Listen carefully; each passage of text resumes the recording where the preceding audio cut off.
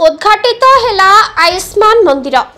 दुख दूर हेब अंचलवासी दौड़ा पड़नी जिला स्वास्थ्य केन्द्र को हाथ पाहांतारे स्वास्थ्य सेवा मालकानगिरी जिला मुख्यालय निकट प्रधानीगुड़ा नवरंगपुर सांसद एवं मालकानगिरी विधायकों सहित मालकानगिरी जिलापाल द्वारा उद्घाटित होउछि स्वास्थ्य विभाग आयुष्मान आरोग्य मंदिर। एथिरे उपकृत हेबे मालकानगिरी नगरवासी सहित आखपाख ग्रामांचल अनेक लोक 172 प्रकार औषध सहित 74 प्रकार विभिन्न रोगर परीक्षा संपूर्ण मागणारे कराजिब। नवरंगपुर सांसद बलभद्र माझी ए विषय प्रकाश करिसेंती।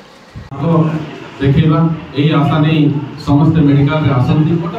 एवं आमे ताकू केमि संपूर्ण भाबे आमे परिष्कार मनरे लोकंकर सेवा करिबा एवं ए जनसाधारण को सेवा करी आरोग्य करिबा एही उद्देश्य नै बा एही आशा नै मु आपमान को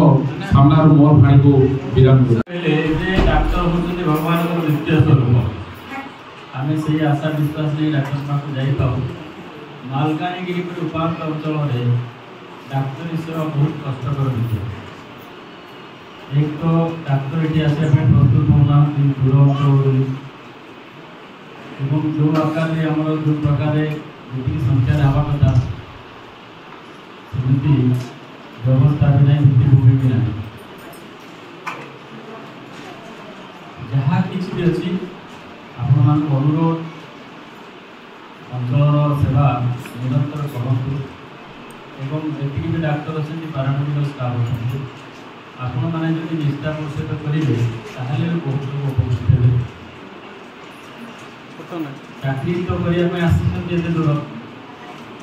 ये करेंगे कौन अन्य किसी बेसी किसी साधन भी ना बुरी जावाई